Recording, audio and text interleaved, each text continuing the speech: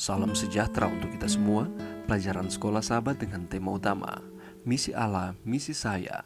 Pelajaran kedua, Misi Allah bagi kita, bagian kedua. Kamis 12 Oktober.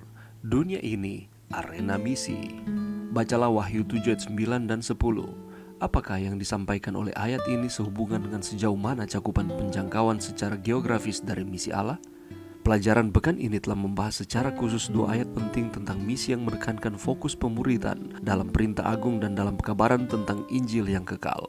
Menariknya, kedua teks itu memiliki paling tidak satu poin yang saling berhubungan, di mana misi itu dilakukan.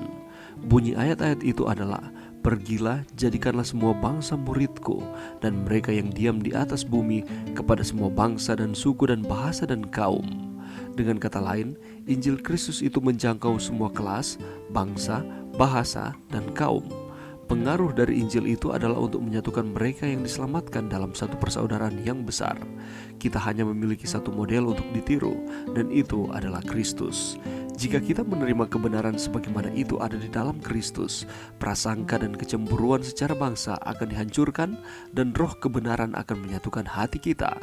Ketika Yesus mengatakan, "Kamu akan menjadi saksiku," ada 3 bagian geografis yang berbeda dalam pikirannya. Bagian pertama, "Kamu akan menjadi saksiku di Yerusalem." Pada waktu itu, murid-muridnya sangat dekat dengan Yerusalem.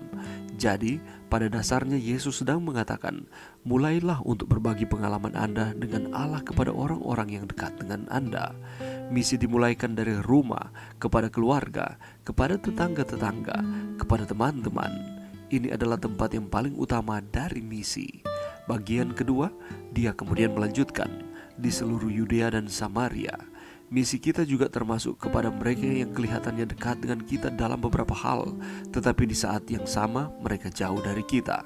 Yang termasuk dalam kelompok ini adalah orang-orang yang mungkin berbicara bahasa yang sama dengan kita, orang-orang yang memiliki kebudayaan yang sama, tetapi tidak tinggal atau hidup dalam realitas yang sama dengan kita. Ini adalah daerah misi kita selanjutnya. Bagian ketiga, lebih jauh lagi, Kristus mengatakan, "Dan sampai ke ujung bumi." Misi Allah memanggil kita untuk menjangkau pribadi-pribadi dari segala tempat, bangsa-bangsa, kelompok-kelompok orang, bahasa, dan etnis. Ini adalah arena terakhir dari misi kita. Tantangan, berdoalah setiap hari sepanjang pekan ini bagi masyarakat di mana Anda tinggal. Allah telah menempatkan Anda di sana untuk sebuah alasan. Tantangan lebih besar, buatlah penelitian demografis di area di mana Anda tinggal, atau keadaan orang yang tinggal di sekitar Anda, latar belakang, suku, dan agama, tua, muda, miskin, kaya, bahasa yang digunakan, dan sebagainya.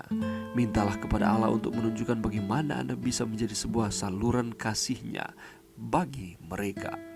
Pelajaran yang bisa kita dapatkan pada saat ini, mari kita melihat di dalam Kisah Para Rasul 1 ayat 8. Di sana dikatakan, "Tetapi kamu akan menerima kuasa kalau Roh Kudus turun ke atas kamu, dan kamu akan menjadi saksiku di Yerusalem dan di seluruh Yudea dan Samaria dan sampai ke ujung bumi." Umat-umat Tuhan adalah saksi Kristus di tengah-tengah dunia ini, dan dunia ini merupakan arena misi kita. Menjadi saksi berarti kita harus mengenal dengan benar siapa yang hendak kita saksikan agar kesaksian kita tidak salah. Banyak orang Kristen beranggapan bahwa perbuatan baik itu merupakan sebuah kesaksian orang Kristen kepada dunia, dan ini benar. Tetapi dalam ayat yang kita sementara renungkan ini, kesaksian yang Tuhan maksudkan bukan sekedar menampakkan kekristenan kita, tetapi kesaksian itu adalah bagaimana kita menyatakan tentang Kristus di mana saja kita berada. Di manakah kita bersaksi? Berdasarkan firman Tuhan hari ini, kita belajar bahwa kesaksian kita dilakukan yang pertama di Yerusalem. Yerusalem yang dimaksudkan di sini adalah berbicara tentang lingkungan yang paling dekat dengan kita, yaitu keluarga kita.